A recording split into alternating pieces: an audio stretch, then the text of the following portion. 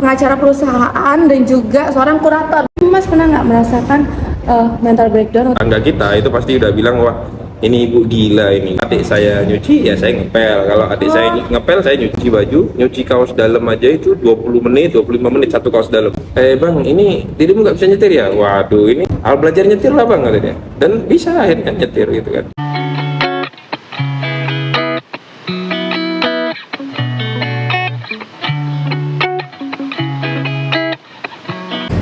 Selamat pagi, siang atau pagi nih? Siang. Siang. Kirain lagi maghrib. Ini udah masuk loh. Oh iya betul. Oke, selamat pagi semuanya. Pagi, siang, sore boleh semua yang lagi nonton. Oke, jadi gini, sekarang kita lagi bersama dengan seseorang. Namanya Mas Akbar. Selamat siang Mas Akbar. Siang Mbak Titi. Tadi pagi, sekarang siang. Mas Akbar. Mas Akbar, jangan ketawa kalau belum kontennya kan? Iya. Mas Akbar, jadi gini, Mas Akbar ini adalah seorang pengacara di Jakarta, yaitu corporate lawyer, pengacara perusahaan dan juga seorang kurator, betul ya? Betul. Kalau hobi apa? Hobi sebenarnya main sepak bola, main futsal. Oh, main futsal. Cuman sejak 2012 itu lutut saya pernah dislokasi kan, jadi habis sejak itu nggak main lagi. Oke deh. Aku bisa ditanyain hobinya apa? Hobinya apa Mbak Titi? Memancing keributan. Bukan ya? Mempersatukan bangsa ya? Oh, bukan, itu kan konten seksi-seksi. Kalau aku emang konten memancing kerusuhan gitu. Baik. Nah, gini Mas Akbar. Mas Akbar ini adalah temen aku. Iya. Keluarga dong semuanya. Di IKA Beasiswa Jarum. Jadi beliau ini adalah ketua umum Beasiswa Jarum. Nah, sebenarnya Mas, ini kan kita lagi ada agak-agak curhat-curhatan gitu kan ceritanya kan gitu. Sebenarnya jujur li itu aku first impression ketemu Mas, pastilah orang umum gitu kalau first impression ketemu Mas atau orang-orang yang sorry ya aku bilang disable gitu. Itu pasti kayak oh gitu. Ohnya tuh kalau aku ya, aku bilang, oh keren nih, maksudnya Mas nih bisa survive dan juga sekarang jadi ketua umum Beasiswa Jarum yang dimana anggotanya ada 12.000 orang ya kan, banyak banget. Terus pengacara di Jakarta juga peraturan perusahaan pilot otomatis di level yang oke.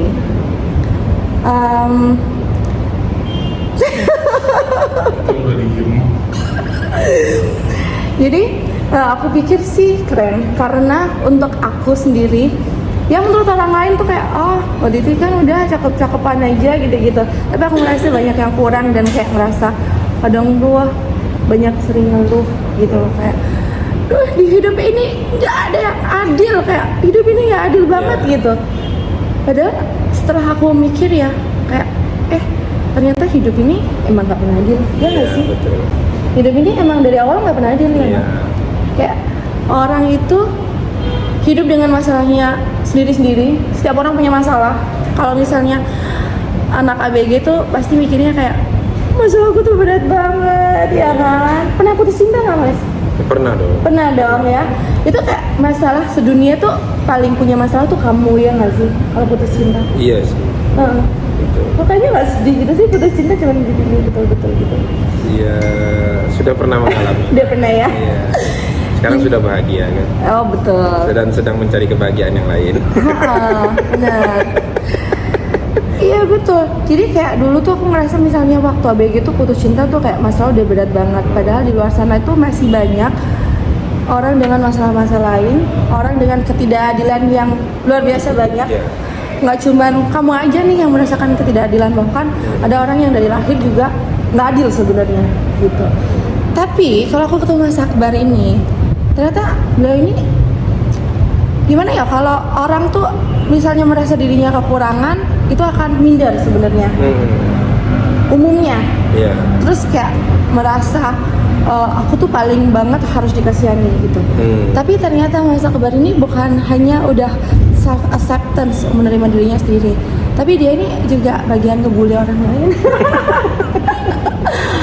Mas, aku mau tanya nih ya, Mas pernah nggak mengalami mental breakdown? Mental breakdown, anak-anak sekarang tuh banyak banget yang kayak merasa dirinya mental illness, mental breakdown, dikit-dikit mental issue gitu. Memang itu sangat penting ya, tapi Mas pernah nggak merasakan mental breakdown atau mental issue yang kena banget di Mas, terus akhirnya tuh jadi Mas tuh comeback stronger banget gitu, jadi akhirnya Mas self acceptance dan juga jadi Mas sekarang yang kuat gitu. Ya, jadi kalau tadi Mbak Titi bilang impresi pertama kali lihat saya tuh apa segala macam kan, kemudian pasti berpikir kok bisa ya ini begini segala macam. Nah itu memang gejala awal sebelum jatuh hati saya. Gejala awal, wah bahaya gejala awal sebelum jatuh hati ke Mas Akbar. Iya. Wow. Nah Terus? jadi memang kan di kita ya sebagai manusia memang keluhan itu wajar ya. Artinya kita baru bisa melihat diri kita itu tidak seberapa susah ketika kita lihat orang lain lebih susah. Oh, jadi Ya. Mas sering cari-cari orang lain yang lebih susah? Itu salah satu tips sebenarnya ya. Salah satu tips tuh. Untuk membuat kita nggak terlalu insecure atau terganggu secara mental gitu kan. Iya sih, bener juga sih Mas. Kadang aku tuh ngerasa kayak gini, aku miskin banget gitu. Iya. Ternyata waktu kita ngasih orang lain kayak sedekah gitu Iya. misalnya, ternyata ada yang lebih membutuhkan. Betul, Dan itu kita jadi bersyukur ya. Bener juga ya. Ada yang dikasih 5.000 aja udah kayak nyembah-nyembah kan gitu Iya, kan. betul. Betul. Jadi memang relatif ya. Jadi kalau hambatan atau rintangan itu cuman kita isi dengan keluhan, nggak kita pikirkan jalan keluarnya, ya akhirnya memang akan berefek ke mental ya. Nah kalau ditanya tadi soal pernah nggak sih mental breakdown atau apa yang comeback stronger gitu, sebenarnya kalau dalam posisi sudah dewasa gitu sih nggak pernah Mbak, karena ya kecuali yang putus cinta ya, memang sempat yang, tapi bukan putus cinta itu nggak berefek kalau karena fisik, bukan. Iya, putus karena cinta memang hubungannya biasa. juga agak panjang kan waktu itu.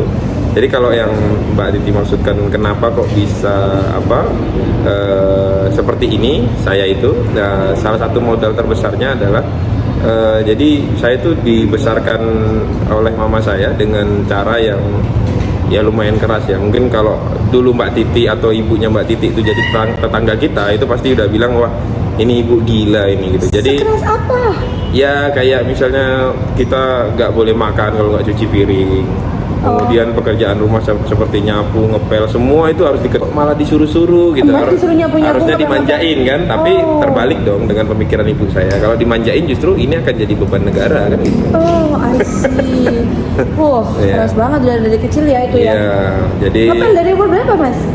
ya dari sejak mulai SD itu kan kita kalau hari Sabtu Minggu itu kan kalau adik saya nyuci ya saya ngepel, kalau adik saya ngepel saya nyuci. Bagi tugas rumah tangga itu bantu orang tua itu nggak ada yang dapat privilege gitu. Nggak ada pengecualian. Iya, jadi semua dapat beban yang sama kecuali Berapa bersaudara?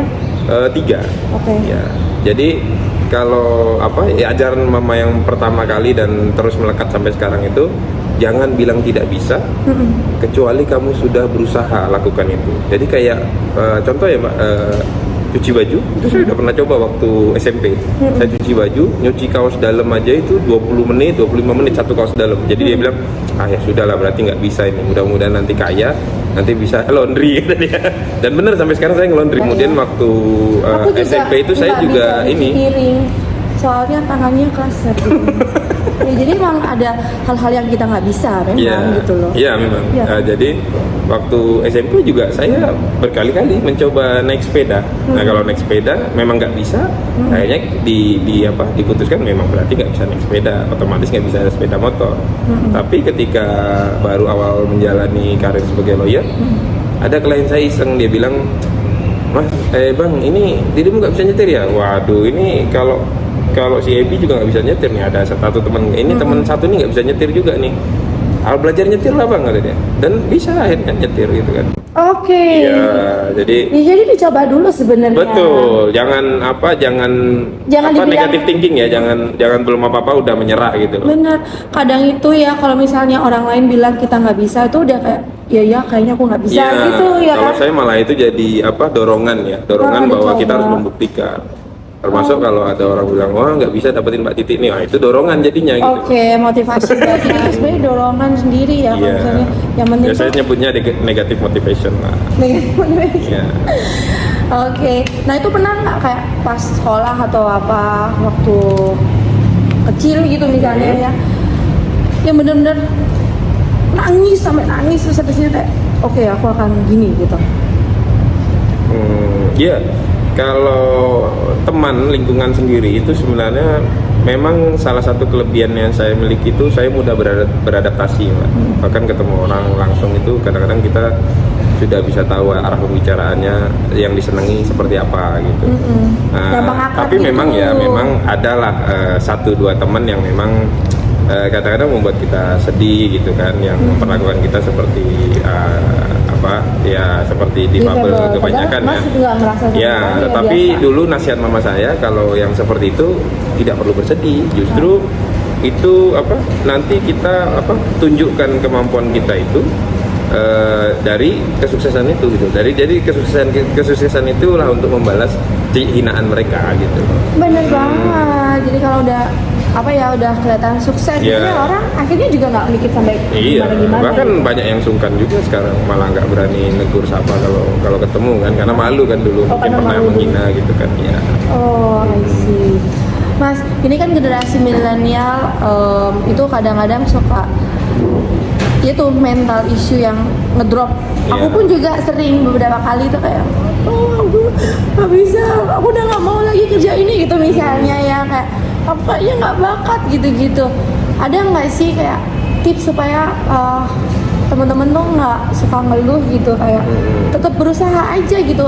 Kayak tadi Mas berapa kali sih nyoba naik sepeda atau berapa kali nyoba nyetir, Iya. akhirnya bisa Iya. gitu. Akhirnya bilang nggak bisa, tapi ya udah kalau nggak bisa ya udah nggak bisa aja. Iya, Gitu. betul.